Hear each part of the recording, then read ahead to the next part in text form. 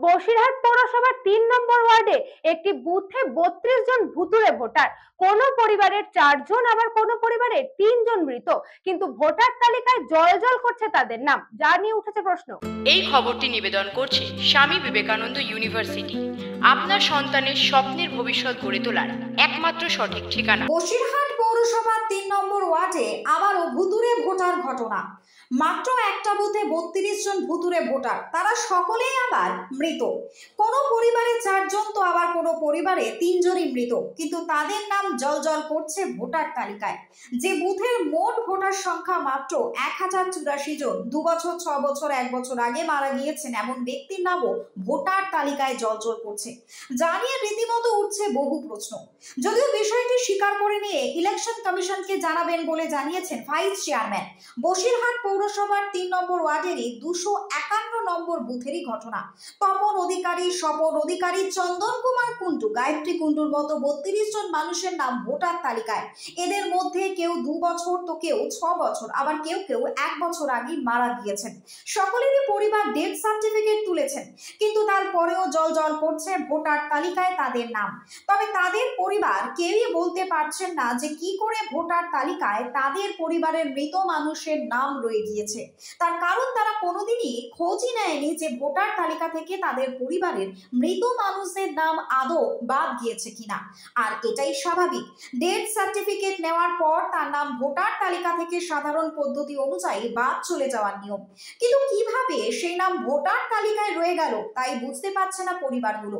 তবে এই নিয়ে ওই ওয়ার্ডের মানুষ প্রশ্ন তুলতে শুরু করেছে যে এই নামগুলো কিভাবে ভোটার তালিকায় আছে তাদের জানা নেই, তবে ভোটের সময় এই নামে ভোট পড়ে। ভোটের সময় স্বর্গ থেকে এরা বুঝি নেমে এসে ভোট দিয়ে যায়। যদিও পৌরসভার ভাইস চেয়ারম্যান সুবীর সরকার বলেন, শুধু এই একটা বুথ না, বসিরহাট পৌর এলাকায় যত বুথ রয়েছে সব বুথেই এরকম ভোটার কিছু পাওয়া যাবে। আমরা এগুলো সংশোধন করার জন্য নির্বাচন কমিশনকে জানিয়েছিলাম, কিন্তু কোনো কাজ হয়নি। আমরা আবারও ওপর মহলকে বিস্তারিত জানাবো। এই গোটা বিষয়টি সম্পর্কে মৃত ভোটারের ছেলে প্রবীণ দাস কি বললেন শুনবো। আমার প্রদীপ দাস হচ্ছে আমার দাদা হয়, রমারানী দাস আমার মা, আর প্রিয়নাথ দাস আমার বাবা। এরা তিনজন কি বেঁচে আছেন? তিনজনই মারা গেছেন। এই যে তিনজনের তো ভোটার লিস্টে নাম দেখতে পাচ্ছি, কিন্তু না কাটলে কি করবো বলেন, ডেথ সার্টিফিকেট আছে আমাদের কাছে, সে তো পৌরসভায় জমাই আছে। পৌরসভায় জমা থাকলে যখন, তো পৌরসভার এগুলো তো এদেরই কাজ না এগুলো ক্যান্সেল করা, বাদ দেওয়া। তো এরা যদি বাদ না দেয় তা আমরা কি করতে পারি। অন্যদিকে এক মৃত ব্যক্তির বৌমা করুণা অধিকারী, তিনি বা কি জানালেন শুনে নেব। মোট কতজন আপনাদের বাড়িতে আছে মৃত ভোটার? 4 জন। কি কি নাম? মাদার অধিকারী, সমীর অধিকারী, তপন অধিকারী আর চণ্ডী অধিকারী। এরা সবাই মারা গেছে? হ্যাঁ। কতদিন আগে মারা গেছে? এই তো 6 বছর চলছে। আচ্ছা আচ্ছা, এখনো এদের ভোটার লিস্টে নাম রয়েছে? হ্যাঁ আছে তো, এই শুনছি আছে, আমরা তো জানি যে কেটে দিয়েছে, কিন্তু শুনছি এখনো নাম আছে।